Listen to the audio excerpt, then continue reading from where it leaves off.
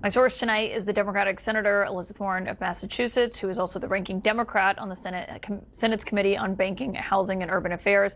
And Senator, what is your reaction to what we heard from President Trump today, basically sounding like he is moving ahead with ousting Lisa Cook from this role? Look, this is the single biggest attack on the independence of the Federal Reserve in the entire history of the Federal Reserve.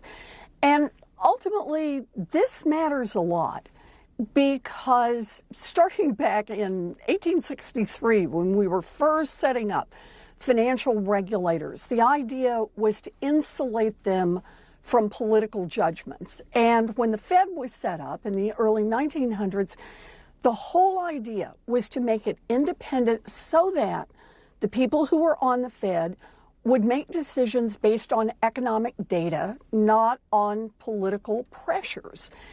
And that has functioned pretty well for a long time, and Donald Trump is on the attack. He's gone after Jerome Powell. He's gone after the renovations at the Federal Reserve building.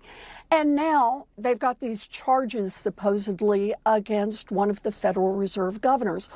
All of it as a way for Donald Trump to try to take control over the Fed, to destroy its independence, and to take away something that's very important in our economy and around the world, and that is faith that the Fed is making independent economic decisions on interest rates, on regulation, on everything. Well, and just to be clear for everyone watching, the infractions, as the president put it there, is basically about her mortgage applications. And CNN did a review of the mortgage documents. It shows she took out mortgages for 2 properties, both of which were listed as her principal residence. We don't know why or if she did so intentionally. Obviously, that's something that was referred to the Justice Department, but there's been no charges.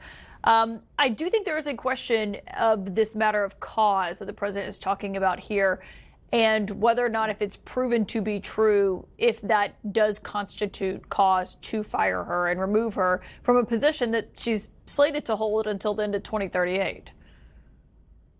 Look, the legal standard for cause here is failure to do her job. And so it's about inefficiency or malfeasance in office, something that is related to her job. There's case law on this from the past, and clearly that's not what's going on here. What's going on here is that one of Donald Trump's hitmen has access to data, and he's clearly trying to go through Donald Trump's perceived enemies list and see if he can dig up dirt on someone and if it might be enough to help Donald Trump seize control over the Fed. You know, look, Donald Trump has a really serious economic problem. And the economic problem he faces is not the Fed. The economic problem he faces is that he promised, think back to a year ago today, he promised over and over and over that he would lower costs for American families on day one when he got elected. The question was, why did you get elected? And he said, because I promised to lower costs on day one. Here we are at what, day 220? And the cost of groceries is up, the cost of utilities is up, the cost of housing is up, the cost of school shoes is up, the cost of baby strollers is up. That's what the American people are experiencing. And Donald Trump wants to find somebody to blame all of that on. He's trying to make the Fed the bad guys here. He wants to be able to control the Fed, to juice the economy. And if he undermines the independence of the Fed, understand this, it's bad for our entire economy because it means nobody in this country or anywhere around the world believes that the Fed is making independent economic decisions. And that's a real problem. And I think, you know, just to make it clear, if he is successful here, he basically he'd appoint someone who has his worldview, and he'd have a majority of the appointees on the all-powerful Board of Governors. But can I ask you to follow up on what you just said there? Because the one thing that is coming out of this criminal referral, you're talking about Bill Pulte. He is the Trump ally who is serving as the Federal Housing Finance Agency Director. Now there have been referrals not just for Lisa Cook on mortgage fraud, but also against the New York Attorney General Letitia James and also Democratic Senator Adam Schiff of California. I think, those are three people, one who's voted against the rate cuts that Trump wants, and two others who have either criticized him or prosecuted him. What you make of the fact that all three of them have been accused of mortgage fraud here? Yeah, well, here's this guy, Bill Pulte, who has access to everybody's mortgage records because he's the head of the agency that was designed in the aftermath of the 2008 crash to make sure that we don't have widespread mortgage fraud. Remember when the banks and the mortgage brokers were out there selling those liar's loans and other loans? That's supposed to be the overall job of this agency.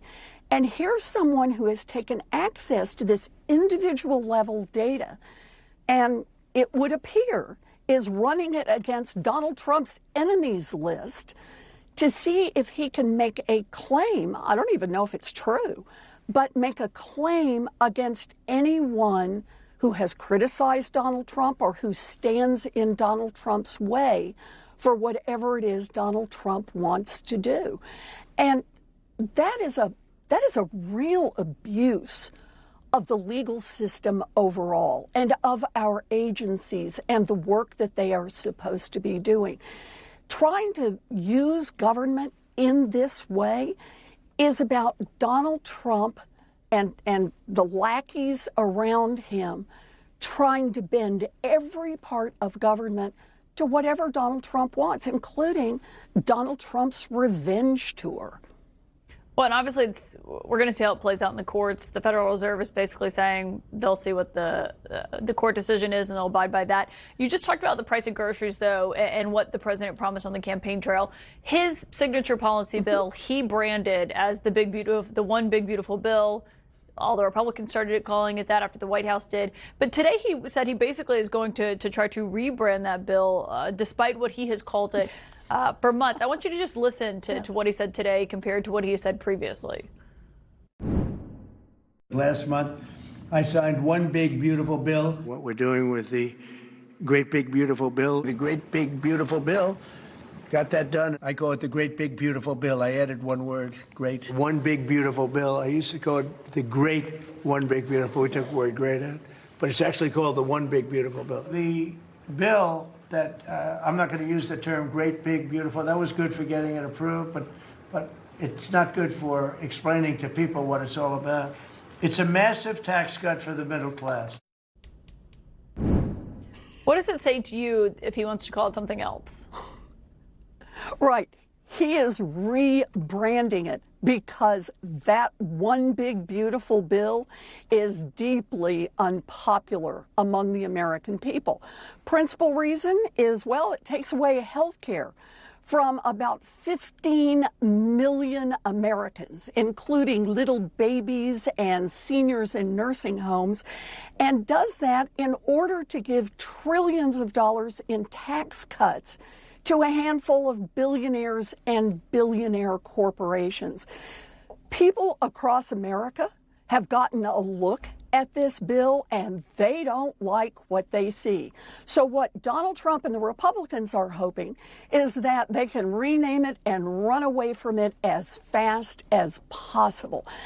That bill stinks and the American people can smell it, and Donald Trump is hoping that if he can put a new name on it, no one will notice. Well, I just got to say, the American people are smarter than that. Senator Elizabeth Warren, thank you for your time tonight. You bet. Up next here on the